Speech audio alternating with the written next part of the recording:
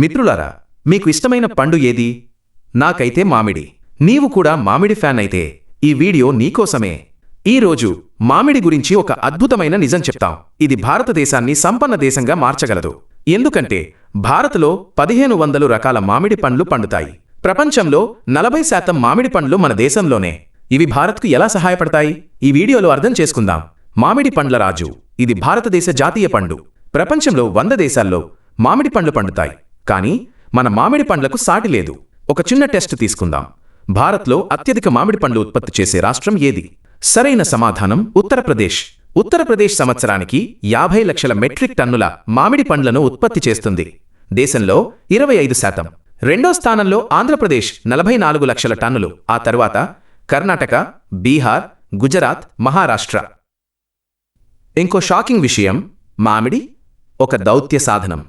America 18 ఏళ్లపాటు మన మామిడి పండ్లను నిషేధించింది. ఎందుకు? 1990లో మన రైతుల వద్ద సరైన సౌకర్యాలు లేక ఫ్రూట్స్ పాడు అయ్యేవి. అమెరికాకు అవి వద్దు. 2006లో అమెరికా అధ్యక్షుడు జార్జ్ బుష్ భారత్కు వచ్చారు. మన ప్రధాని మన్మోహన్ సింగ్ ఆయనకు మామిడి పండ్లు తినిపించారు. అవి ఆయనకు బాగా నచ్చి నిషేధం ఎత్తివేశారు. కాని అమెరికా ఒక చేత్తో ఇచ్చి మరో చేత్తో తీసుకుంది. హార్లీ డేవిడ్సన్ మోటార్ సైకిళ్లకు భారత్లోకి అనుమతి కోరింది.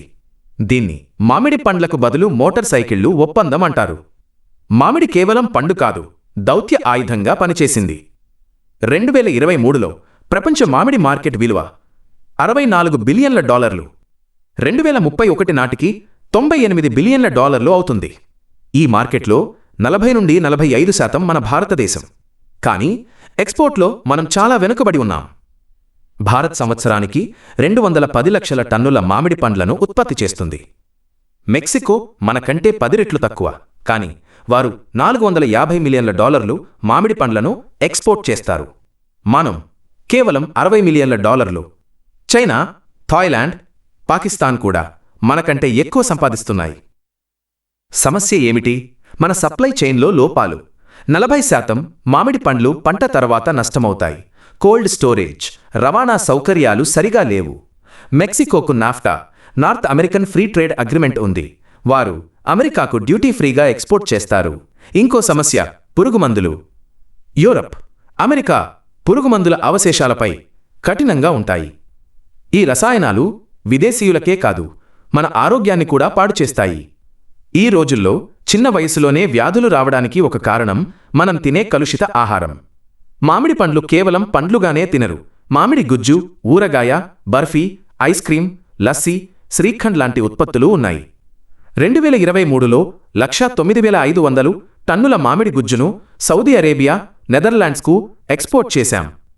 మాజా 1976లో విదేశీ మార్కెట్ కోసం తయారై 1993లో కోకా కోలా కొనేసింది. మదర్స్ రెసిపీ, అమూల్, హల్దీరామ్స్ ఈ కంపెనీలు మామిడి ఉత్పత్తులతో ప్రపంచంలో సందడి చేస్తున్నాయి.